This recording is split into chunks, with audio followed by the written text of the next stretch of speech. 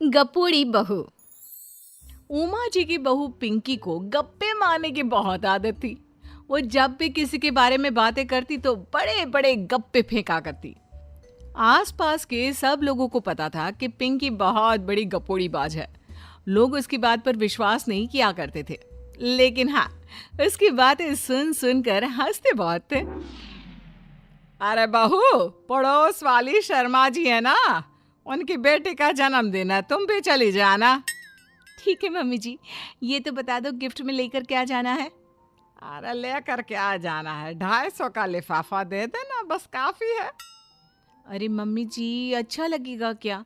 पड़ोसी हैं हमारे, हमें कुछ बड़ा लेकर जाना चाहिए। अरे बहू, इतना काफी है। जानती हैं आप, मेरे मायके में जब पड़ोस में किसी की बर्थडे होती थी ना, तो मम्मी कुछ ना कुछ गोल्ड का ही देकर भेजती थी। पड़ोसी के बर्थडे में सोना? कैसी बातें करती हो। और नहीं तो क्या, आपकी तरह थोड़ी ना लिफाफा पकड़ा दिया। पिंकी शर्मा जी की बेटी के जन्मदिन में चली जाती है। अरे आज तो बड़ी सुंदर लग रही हो साड़ी में। जी मैं तो लहंगा पहनकर आने वाली थी, मम्मी जी नहीं मानी। अरे बेटा, बर्थडे पार्टी में तो साड़ी चल जाती है, मेरा मतलब कोई शादी थोड़ी ना है।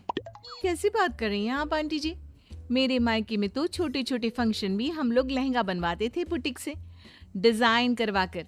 चाहे पड़ोस में किसी का जन्मदिन हो, मेरी मम्मी हमेशा बुटीक से नया लहंगा डिजाइन करवाती थी। मैंने तो ऐसा कहीं नहीं देखा, ये तो तुमने आज बड़े कमाल की बात बताई। अरे जाने दीजिए, कोई बात नहीं। और बताइए, आपकी बेटी नजर नहीं आ रही। अरे भाभी, मैं यहाँ हूँ, ये देखिए मेरा ड्रेस कैसा लग रहा है। ठीक ही है, मतलब बर्थडे के हिसाब से थोड़ा हल्का है ना। अरे भाभी, इतना सुंदर गाउन पहना है मैंने। मैं ना शादी से पहले अपने बर्थडे पर हमेशा जरी वाला लहंगा पहना करती थी, यही मैं तुम्हारी मम्मी को भी बता रही थी। इसके बाद केक काटने का प्रोग्राम शुरू होता है। सब लोग इकट्ठे हो जाते हैं। शर्मा जी की बेटी का केक देखकर पिंकी से रहा नहीं जाता। उसके अंदर का गपोड़ी बाज बाहर निकल कर आ जाता है।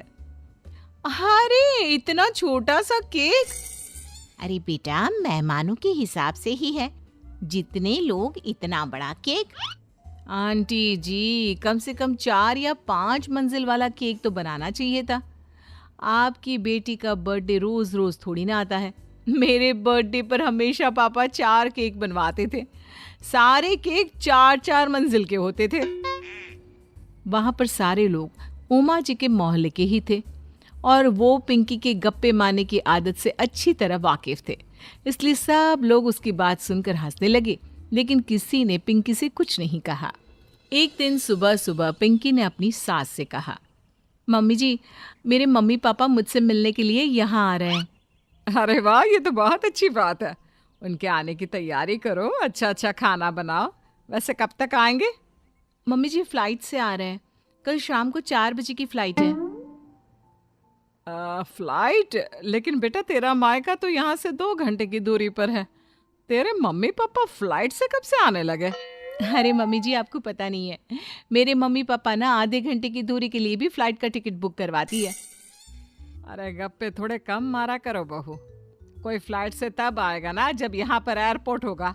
तुम्हारी मम्मी क्या उड़कर आएगी घर में? अरे हाँ मम्मी जी, मैं तो भूल ही गई थी। वो क्या ना, मेरे मम्मी पापा हमेशा फ्लाइट से ही ट्रैवल करते हैं, तो मेरे दिमाग से ही निकल गया था। अगले दिन पिंकी के मम्मी और पापा पिंकी से मिलने के लिए उसके घर आते हैं। आइए आइए जी, आपका बहुत बहुत स्वागत है। और समदन जी, हमारी बेटे की कोई शिकायत तो नहीं ना? ठीक से संभाल लिया है ना आपका घर? अरे मेरी बहू बहुत समझदार है, घर का काम बहुत अच्छे तरीके से करती है। बस थोड़ा ज्यादा बोलने की आदत है उसे, आपको परेशान करती होगी ना। बात तो आपकी सही है, उसकी थोड़ा ज्यादा नहीं बहुत ज्यादा बोलने की आदत है।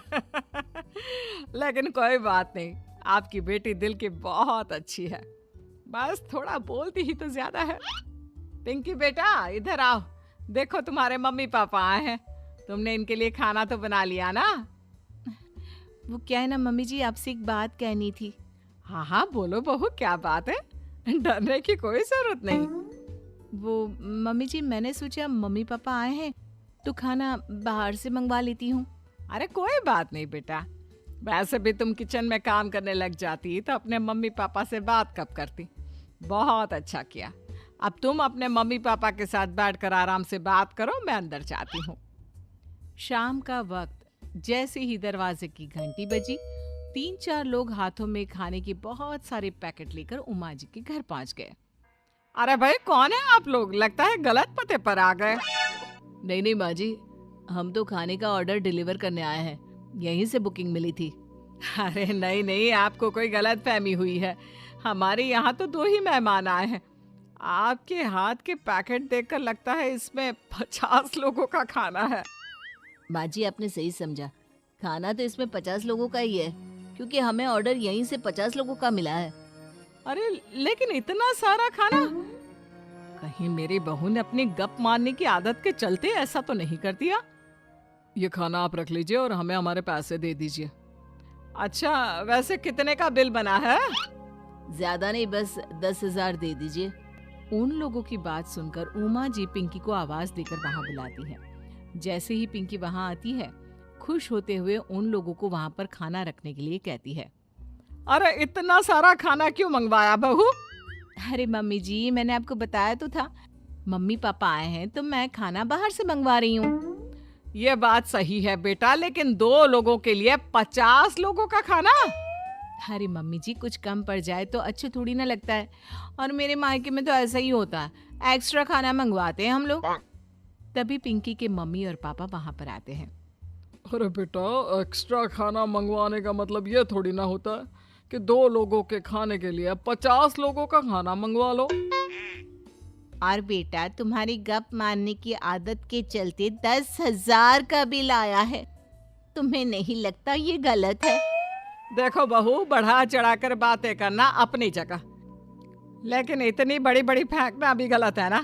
पहली बात तो इतने सारे पैसे लगे, और दूसरी बात खाना वेस्ट होगा। आप लोग ठीक कहते हैं, मैं आज के बाद अपनी इस आदत को कंट्रोल करने की कोशिश करूंगी और अब से गप थोड़ी कम मारा करूंगी। पिंकी की बात सुनकर सब लोग हंसने लगे।